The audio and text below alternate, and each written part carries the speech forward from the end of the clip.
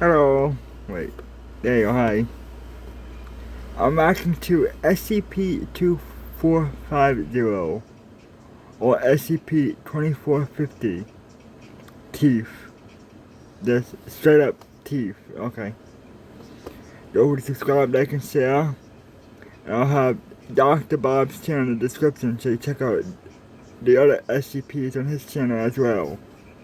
And this original video on his channel too. Let's check out SCP-2450 Teeth. You open your eyes, only to find something blocking your vision. Are those teeth? Human teeth? Growing out of your eyes? Oh no. Oh God, no. Taking the subway can be a real hit or miss experience. Okay. On one hand, it's cheaper than driving, especially with gas prices these days. It's convenient, eco-friendly, and removes any potential stress about where to park.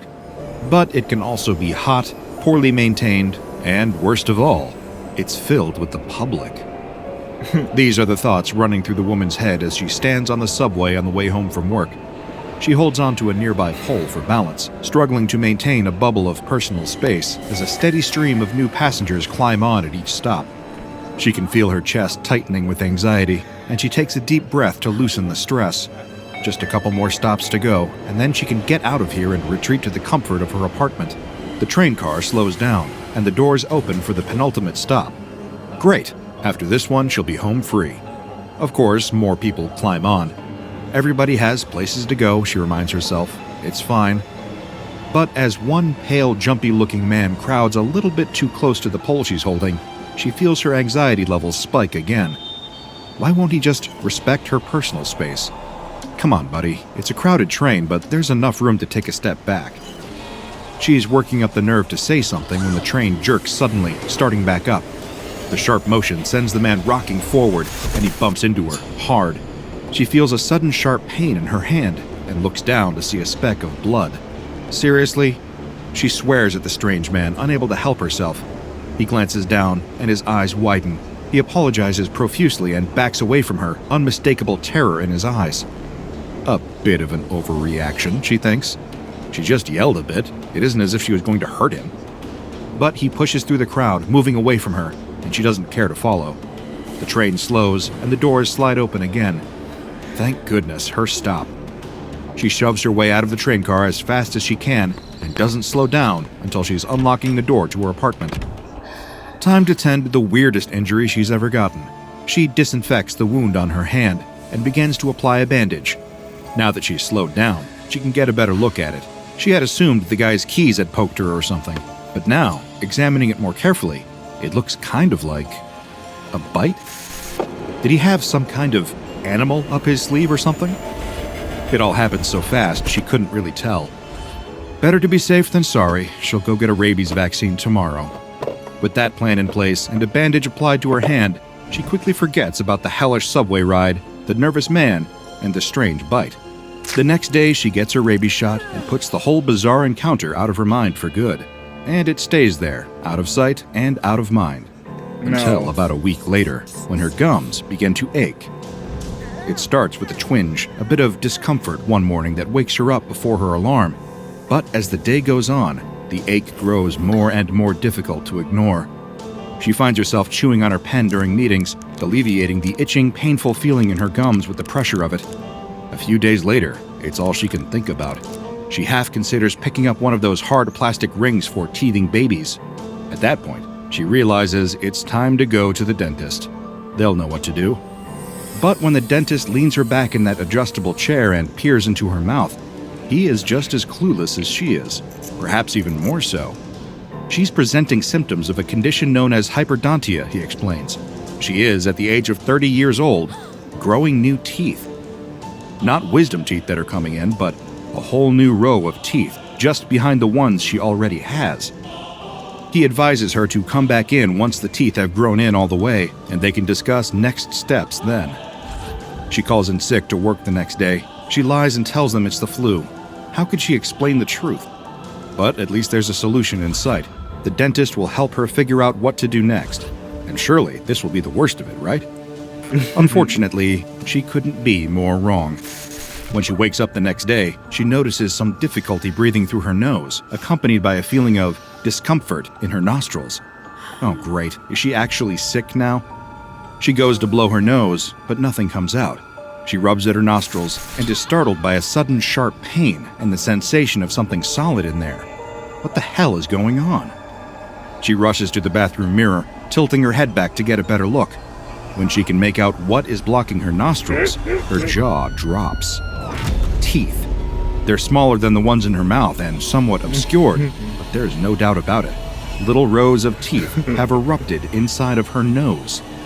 She calls her dentist and schedules an immediate appointment. She struggles to explain on the phone, but no matter what words she chooses, she knows the doctor won't truly understand until he sees her condition with his own eyes.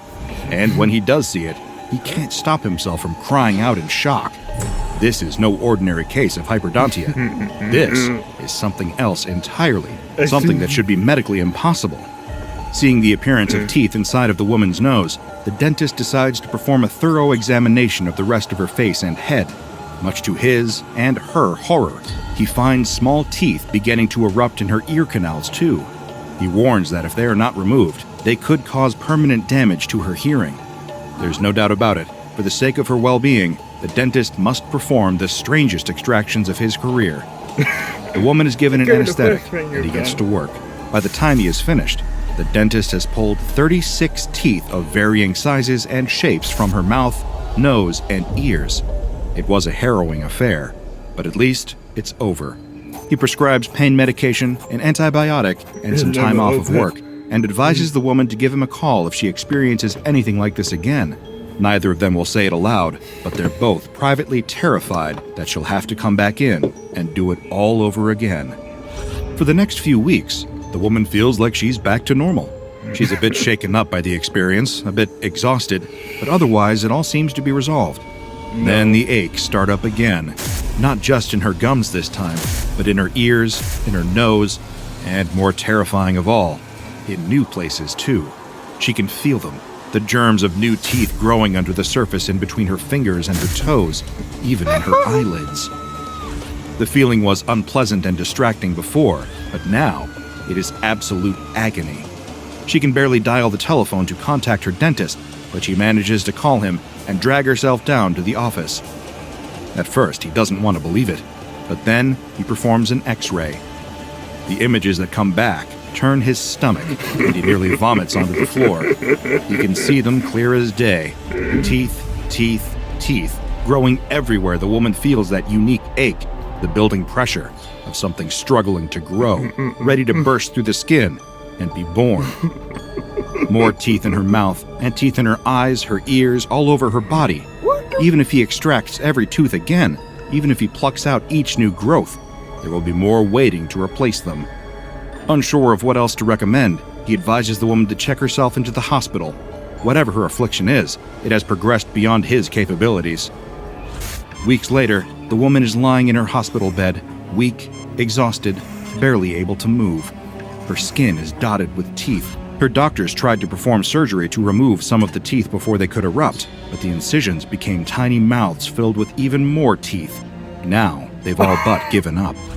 She can barely open her eyes to get a look at the strange figures that enter her hospital room, promising to help get to the bottom of her condition. They're scientists, they say, and they specialize in unusual conditions like hers. This poor, unfortunate woman is considered the first recorded patient to be infected with SCP-2450. SCP-2450 is an infectious disease, the most notable symptom of which is the manifestation of severe hyperdontia in unusual parts of the body. The initial source of the infection has been traced to the location now known as Building 2450, a former men's bathroom and a company service station off of a major motorway in the United Kingdom. It is unknown exactly how the infection is transmitted, but Level 5 HAZ suits have been ineffective at containing and preventing the infection. The disease can affect a wide variety of mammalian species, including but not limited to rodents, dogs, and humans. Approximately 23% of mammals exposed to the initial infection source area will contract SCP-2450. Infection can also be passed through a bite, provided the bite is deep enough to draw blood.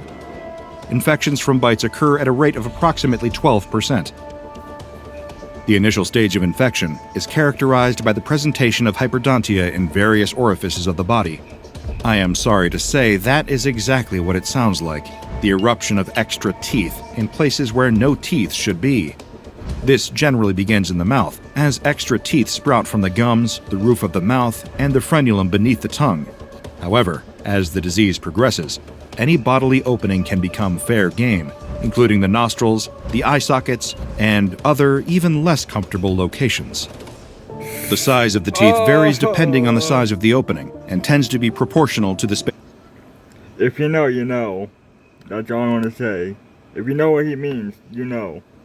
Available. Teeth produced as a result of SCP-2450 infection. The size of the teeth varies depending on the size of the opening, and tends to be proportional to the space available.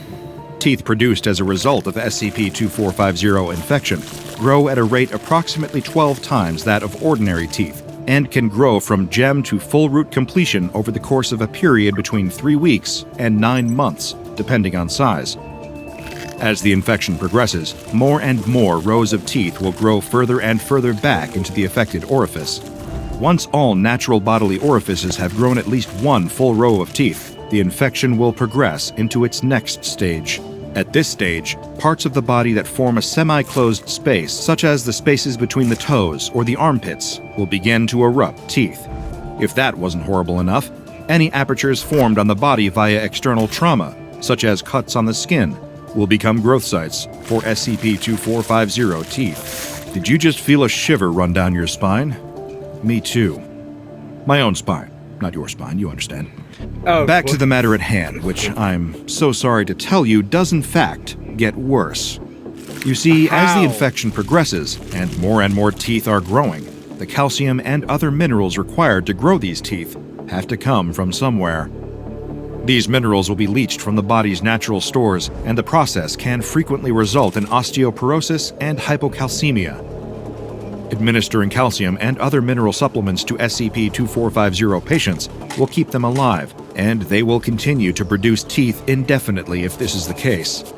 You might be wondering if the process of growing all of these teeth is especially painful. Allow me to provide absolutely no reassurance. It is. It has been described as extremely painful and similar to the teething pains experienced by young children as their regular teeth develop and grow in. Much like teething infants, patients will experience a strong desire to address this pain by biting or grinding the affected teeth. However, as the infection progresses, the teeth will begin to erupt in areas that are incapable of biting.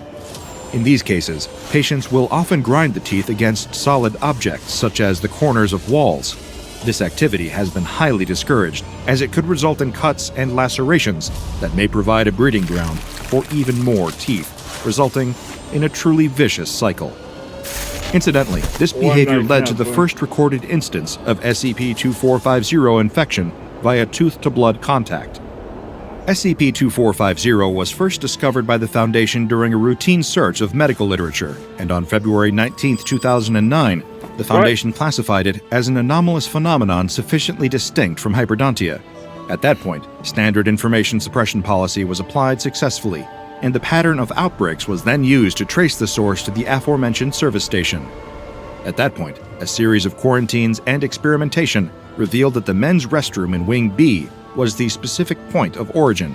As far as the Foundation has been able to determine, there is nothing anomalous about the service station or that particular bathroom, aside from the SCP-2450 infections themselves. The station was first built in 1983 and operated normally for decades. So when and how did everything change? By interviewing cleaning and security staff and reviewing years of security footage, the SCP Foundation was able to tentatively pinpoint the date of origin for SCP-2450 to July 15, 2008. On that day, the following events were captured by security cameras located in the building. First, 3 men in black hooded sweatshirts entered the building, their hoods pulled up to obscure their faces. One of the men carried a large, seemingly empty backpack. Another held an unidentified green implement. The third man had nothing in his hands. Shortly after entering the building, the men stopped outside of the Wing B men's bathroom and spoke amongst themselves. No audio was recorded, and their lips could not be seen, so there is no way of knowing exactly what was said. But whatever it was, the men entered the bathroom a few moments later. Before shutting the door behind them, the last man examined the area, looking to see if they were being followed. Seeing that they were alone, he closed the door, and the three of them disappeared. They were inside the bathroom for the next 2.5 hours. Whatever happened in that bathroom is still unknown, as security cameras inside of restrooms are generally frowned upon and tend not to be installed. After those 2.5 hours were up, 2 out of the 3 men exited the bathroom, the man with the backpack and the man who was carrying the green object. The third man was not with them. The backpack now appeared to be full and a great deal heavier than it was on the way in.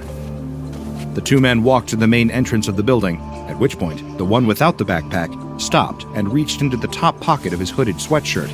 He then patted the pockets of his trousers. Whatever he was looking for was not there.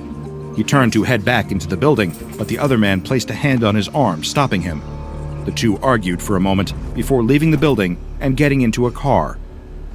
Later analysis of the license plate revealed it to be a stolen vehicle. They drove off toward the south and out of sight. Subsequent attempts to track the men down have so far been unsuccessful. The cleaner on duty that day later reported that one of the bathroom stalls was locked for an unusually long time. When he came back and was able to enter and clean the stall, he spotted a large amount of what appeared to be white gravel on the floor and the lid of the toilet. This is now believed to be dental matter. Speaking of unidentified objects, the green implement from the security tapes was later discovered and identified. It is now referred to as SCP-2450-1 and is stored in Reliquary 87B-6, Locker 12004. SCP-2450-1 is a green plastic toothbrush of unknown make or manufacturer. As you might have guessed, it is no ordinary toothbrush. When a tooth is brushed with SCP-2450-1, the teeth will be worn down to the root at a rapid pace. An entire molar, including the root, can be removed with the brush in 5 minutes. In spite of this, it appears to do no damage to any other surrounding tissue such as the skin or gums. On the back of the handle, the text, "For non-oral use only," is printed. The origins of this toothbrush and the motivations for the men that entered the bathroom stall that day are still unknown. However, given the information that we do have, I feel I can make an educated guess. It is my personal theory that the third man, the one who had never been found, was suffering from an advanced form of the SCP-2450 infection. When the men attempted to treat his condition with the anomalous toothbrush, he had advanced to such a severe state that his body was primarily made up of teeth, and he crumbled apart during the process. His remains were then stuffed into the backpack and taken out of the building. The debris left behind somehow infected the area, leading to the subsequent SCP-2450 infections that have occurred in the area since. I have no way to officially confirm this speculation, of course, but it seems as reasonable of a theory as something can be where anomalous tooth-based diseases and unusually powerful toothbrushes are concerned. Any patients afflicted with SCP-2450 must be kept in Secure War Land 12 and physically restrained in order to contain the infection and prevent any further spread. The initial source of infection is contained at the site of its discovery in Building 2450, which has been disguised as an electrical substation. Building 2450 is kept securely locked and surrounded by a standard substation fence, which has been covered with danger of death warning signs in order to deter any civilians from approaching. The building is kept under constant surveillance, and anyone attempting to enter the premises must be detained and thoroughly questioned. The only method of entering Building 2450 is a double-door system, including an isolation chamber which prevents any small mammals from entering the building. No mammals, with the exception of approved test subjects, may exit the building. One member of Foundation personnel with formal dentistry training must be assigned to monitor all dentistry journals and affiliated news sources for cases that might indicate an outbreak of SCP-2450. If one is detected, swift and decisive action must be taken. There is currently no known cure for SCP-2450. Patients who have been infected with the disease can either be kept alive with mineral supplements and produce teeth indefinitely, or they can slowly lose calcium and vital minerals over time until their body can no longer function. Either way, they will be a prisoner of the teeth until the day that they die, confined to a terrifying, toothy existence. Though those who have already been infected are somewhat doomed, at least until a cure can be found, we can take some comfort in the knowledge that SCP-2450 can be easily avoided. Just stay away from the men's restroom in Building 2450 and try not to let anyone bite you, at least not hard enough to draw blood. Still, the images I saw while looking into SCP-2450 will haunt me for quite some time. In fact, I think I've had my fill of the topic. My gums are beginning to itch. So if you'll excuse me, I think I'll go eat some caramels and forget to floss. Can't let the teeth get too comfortable. Check out the Dr. Bob Patreon and become a junior researcher today. Yeah. Now go and watch another entry from the files of Dr. Bob, like SCP-5150, Anomalous Dental Office. Might as well keep the trend going, alright. I'll react to that later. Since we're on like the topic of SCP teeth now. I'll react to that one later in like a couple of minutes. Bye for now. And don't forget to subscribe, like, and share. And I'll see you guys next time. Bye.